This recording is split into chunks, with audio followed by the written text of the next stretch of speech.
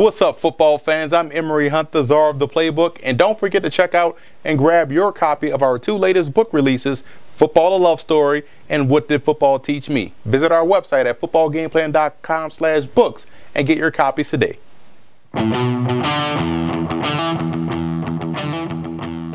Welcome to NFL Game Plan. I'm Emory Hunt, the czar of the playbook, bring you our Week 2 breakdown between the New York Jets and the Indianapolis Colts. And we're going to break this game down in only a way Football Game Plan can, from keys to victory, coaching points, X factors, whiteboard workouts, film session breakdowns, and guess what? Even fantasy football advice. But first, let's start this video off by taking a look at my keys to victory. Starting with the Jets in this ball game, there's an old football cliche that says what travels well is your running game and your defense. And we know the Jets can play effective defense, but I think the running game will be the biggest X factor in this game, in my opinion. And I think that's what has to get going early, because it can be a way to help keep the Colts offense off the field. And I would go with more creative defensive coverages versus Andrew Luck. I would get exotic in different looks, maybe different robber coverages. I'm talking about different trap defenses that you can run underneath and different zone blitzes to try to influence bad decisions. And the Jets have to pay off in the red zone. The Colts offense is still an offense that can put up 30 to 35 points in a hurry. So if I'm the Jets, every time you get those red zone opportunities, you have to pay off with 7. And for the Colts in this ball game, you want to force Ryan Fitzpatrick to make tight throws consistently. That starts by pressing the receivers at the line of scrimmage. I think the Colts have the personnel on the outside to get physical with these Jets receivers at the line of scrimmage to try to force Fitzpatrick to make those tight throws, which could ultimately lead to interceptions. And Luck's legs, I think, can be an equalizer in this ball game. He's a very mobile guy.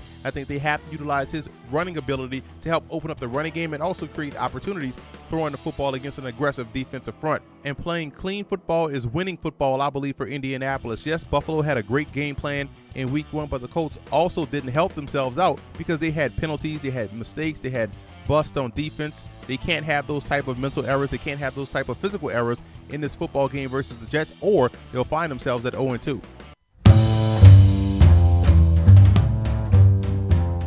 This week versus the New York Jets, the Indianapolis Colts will see a lot of the ground game. And it's going to be important that they be gap disciplined in stopping the run, whether it goes outside or inside. I'm going to show you how they can flow to the football if it's going outside. It's all about getting good run fit. So you see your 3-4 defense, and let's say the ball is going this way.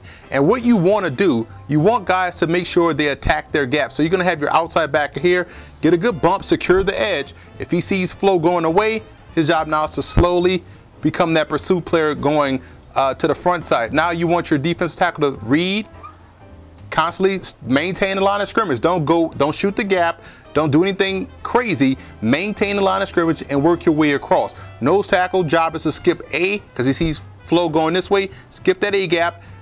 Attack hard in that B gap, because you also want to attack hard with your 5 technique as well. So that's where you want to clog up those blockers. You want to occupy these 2 blockers, and now you have your hard charging defensive end or outside backer setting the edge, which will cause this back to either here and cut it back to where you're going to have your flow defender right here, your cornerback. But 9 times out of 10, he's going to try to squeeze it in here instead of bouncing it outside. If he wants to bounce it, you have your cornerback help here, alley defender working there.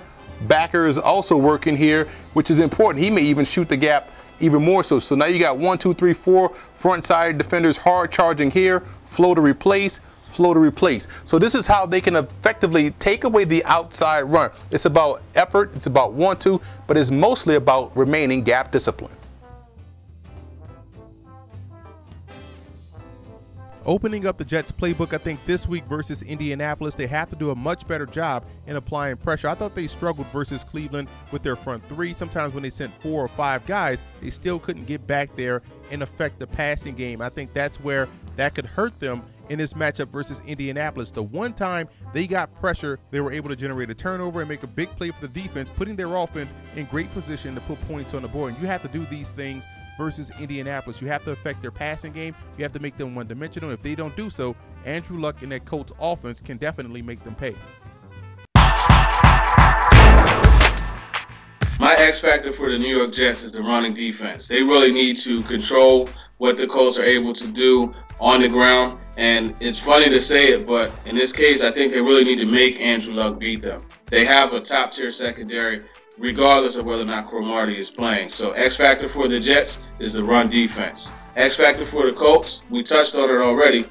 Frank Gore. He's somebody that they brought in specifically to take advantage of the way teams are going to try to make Andrew Luck beat them, or try to stop Andrew Luck, rather. So one way that they could counter that is by running the ball. Didn't have many carries last week. They need to get Frank Gore going. He's another one of those guys that needs to accumulate carries, and he'll have 10 carries, and then the 12th or 13th one, he'll break it a long way. Prediction on this game, Colts 21, Jets 17. So we have the New York Jets visiting the Indianapolis Colts, and boy, wow. All the weapons on that Colts offense, and in the first half, they had the worst quarterback play of any team in the first half, including Tampa. It was awful.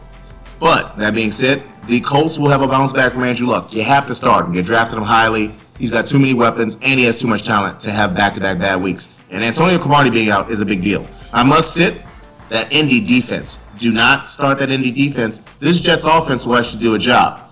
My must start on the Jets side is Chris Ivory.